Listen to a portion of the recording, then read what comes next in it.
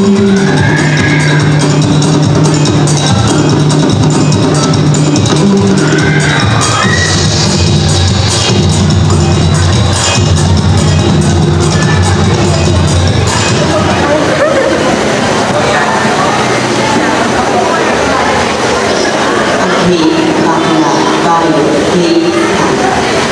are the terms other colleagues, especially to attack and discriminate us. Being then as abnormal, they choose to marginalize our existence and reject us, especially to the colleagues that brought us in the world. Being an outcast due to our sexuality, I want to represent the LGBTQIA+ youth who are being discriminated and abused today. I want to be your voice, which can be heard, and to be the role model that shines like a guiding the light, and we, the LGBTQIA+ youth, with our strength and ability, can make a difference in our world. I am Andrea May Solomon, your LGBTQIA+ youth advocate, shouting with conviction, advancing again.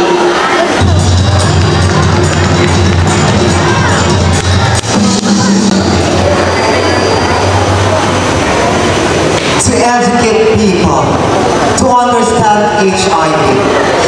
Young people in every nation of every race of every income level are living with HIV.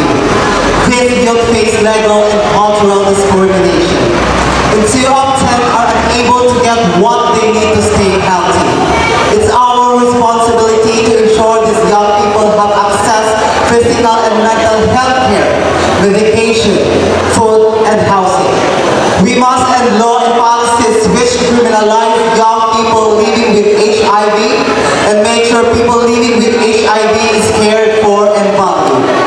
To all LGBTQIA+, it's a big number, and it can use social media campaigns, storytelling, peer education, media outreach to raise awareness of the interconnections between HIV and transphobia in the planning, implementations, evaluations of programs and policies that affect their health and well-being. My advocacy is really needed, and to all UGSAD members, I know this group can really help me on the starting point of my advocacy.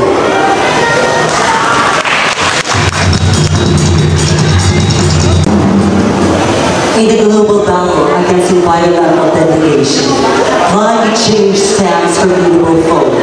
I stand for advocating and marine conservation and be the voice of our local fisher folks in Gilas and the municipality of Baratag Lava as whole. Hearing different stories of our local fisher folks and their earnest requests provide me to be the voice on stage. I collaborated with Barangay Gilas SK Council in support of my cause, Kabataan, Kadagatan, Ambigan.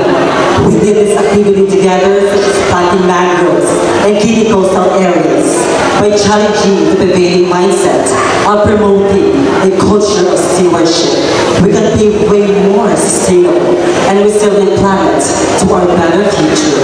Ako si Renan Mark Tapuyan Glaso of Diyak sa akong kausa. Bataan, Kadagatan, Ambigan.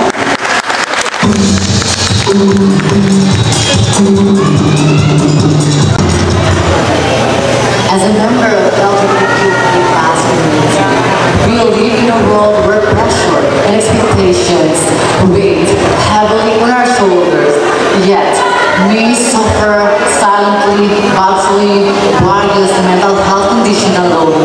I was one of those people who suffered in silence. My life was filled with grief and loneliness. I attempted to conceal that. It's not just from others, but also from myself. I refused to accept any help as I argued that I was fine. I could fix the problem myself. However, after a period of becoming worse, I decided to look things to a different lens of mental illness. Shouldn't be something to be ashamed about or thought of differently. Thank you.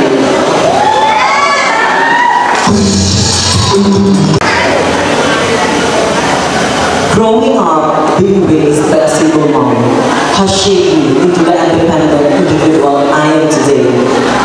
When my mom passed away, I found myself shouldering the responsibility of not only studying, but also working hard to earn a living. It was taught me, but empowering. Being a member of LGBTQIA+, taught me to be resilient, accept myself, and stand up for who I am. Despite challenges, I embrace my identity with pride. These experiences drive me to succeed in honoring mom's love, being raised by a single mom, losing her, and being a member of LGBTQIA+, shaped my values. They gave me strength to face challenges, empathy for others, and a passion for equality. I stand as proof that embracing oneself and facing life's hurdles with determination and grace is powerful. I am proud of who I am, and I will keep fighting for a more exclusive and kind world. Thank you.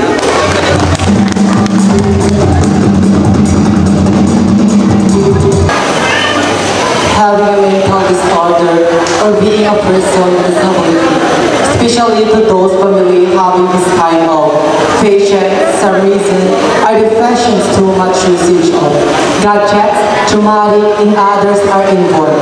Some of persons with disability or those who are suffering mental illness have not been undergoing the proper medication because of poverty.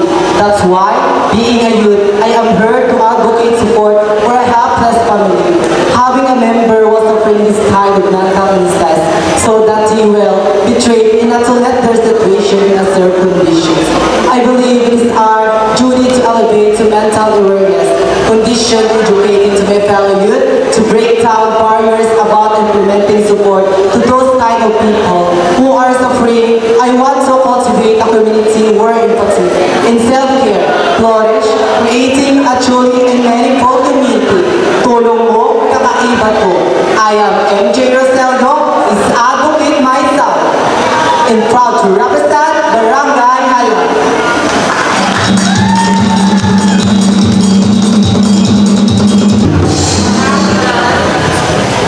As human beings, we are all equal and deserving to be treated with the same respect and rights regardless of each other's time adjustment and differences.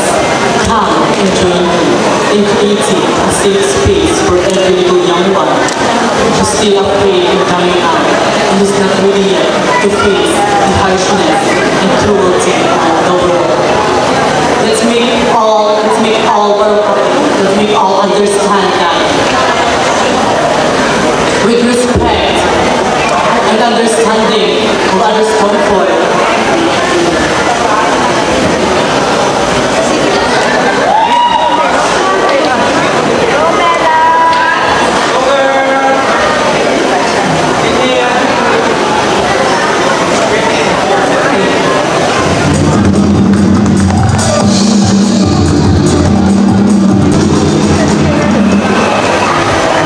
environmental awareness.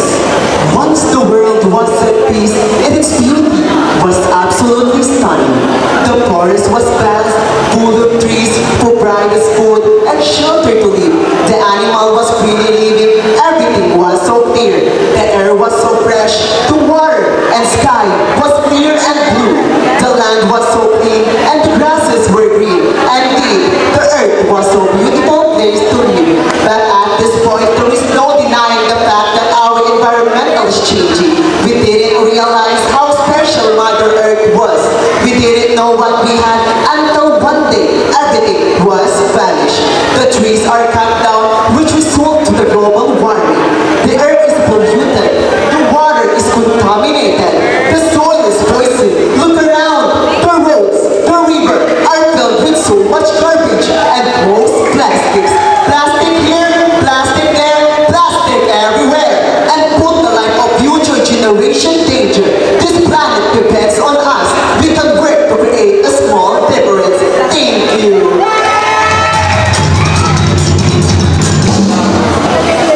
Agriculture is foundation for the development of stable human communities that can not only transform the national economy but also impact the personal life of the farmers, particularly the youth. However, persistent poverty levels in agricultural areas have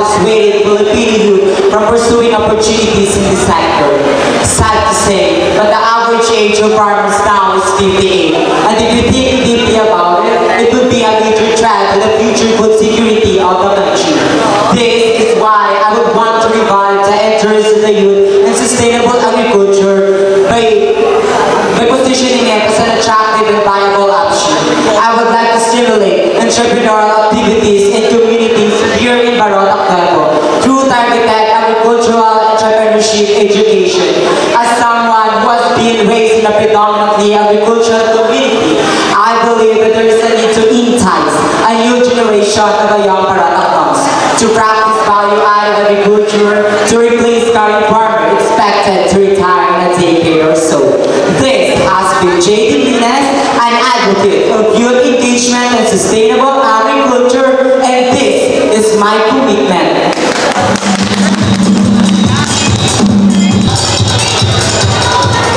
Good evening, everyone. I am Emil Juan Antipista, and I am proud to stand before you as a candidate and as a proud father. And I am proud to share my advocacy. Bata Batungan, nanay kag tatay, my personal experience. I experienced discrimination in my youth, which lead to pain and lasting scar. However, it sparked a passion to strive for the world that no children face similar struggle. Educating children early can establish a basic comprehension and inclusion when children learn that the LGBT community is a natural part of diversity. By advocating among parents and children, wala na sa agit kag tumboy kasi bitan sa dalan, wala na sa miyadro nga LGBT nga kadlawan. Kag wala na sa parehas mga tatay nga hikaya. Parents play a vital role of cultivating an environment of acceptance and love to aid children's individual growth and to contribute a more inclusive society. Thank you so much.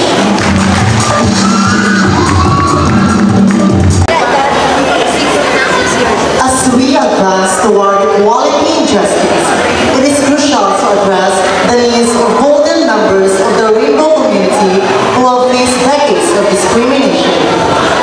These trailblazers deserve dignity, respect, and support in the later years. Inclusive healthcare, which includes training providers on the unique needs of older LGBTQIA+ individuals and enforcing anti-discrimination policies is essential. Social isolation through community centers, social groups, or intergenerational program can provide vital connections and a sense of belonging. By focusing in these areas, we can ensure that the golden members of the rainbow community feel valued, supported, and empowered to live authentically without fear. Once again, I'm Sosi Britannia Valdez from Palasyawan, Barotac, Iloilo, an advocate of Pagpamasko, supporting the golden members and empowering the rainbow community. Thank you. Our mother, holding this love in our society, as without them, we are balanced and granted more privileges. As a son of single mother,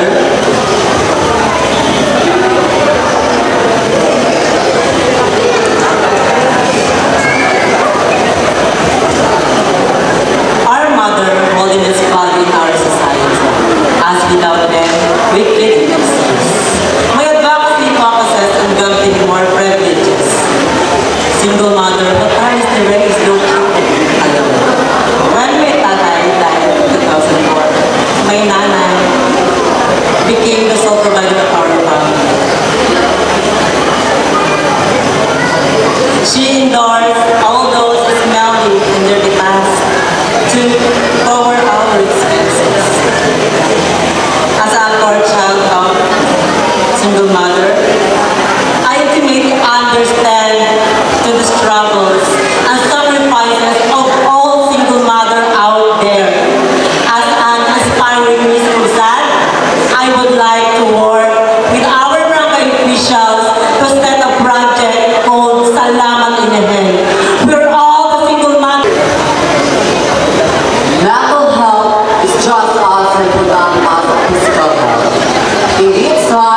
We break the stigma surrounding it. By advocating mental health, we can promote understanding, empathy, and support for those who are struggling. Let's prioritize mental well-being, seek help we need it, and create a society where everyone feels safe and supported, and their journey towards mental wellness. Carla Del Rosario advocate mental health. Thank you. Growing up in this municipality, where kicking the ball and plays a vital role every life, I felt the feelings to achieve the best all the time. We will not be tagged as a herald of the champion in the football capital of the Philippines for nothing. However, these feelings of pride, lines, and discrimination and judgment. I remember when I took my first step in this field, I liked the ball was a kick out in the group. Due to the fact I am a simple, big, true, and genuine to everyone. Today, I stand here to advocate a safe space in sports and recreation for my fellow LGBT member. I am a firm believer that everyone should be a part of the bigger circle and should be a part of the team and should be visible outside and inside the court, regardless of race, culture, gender identity, and expression. Let us create a field where we are actually with the harmony and live in the atmosphere of respect. Together as a true united Bagotac Nuevo, let us be the champion of unity and camaraderie. Thank you and good evening.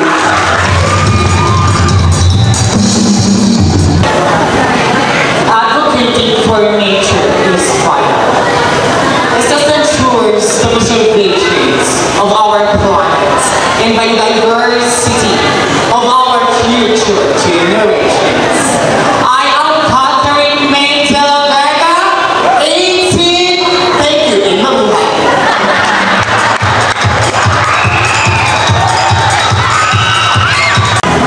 The Queer and Gender Equity Project, or QGEP, lesbian, gay, bisexual, transgender, and questioning, or LGBTQ, youth of color, or YOC, gender literacy, poor quality of care, misogynist support, and hostile educational environments due to stigma, lack of youth servicing professionals, competence, and societal insensitivity. As a result of advocates, partnerships, many of these organizations created youth leadership councils, adopted LGBTQ, enumerated anti-bullying policies, installed gender-neutral restrooms, normalized pronoun usage, implemented sexual health frameworks, and created safe and supportive environments. Once again, this is your Miss Tubungan. Thank you and good evening.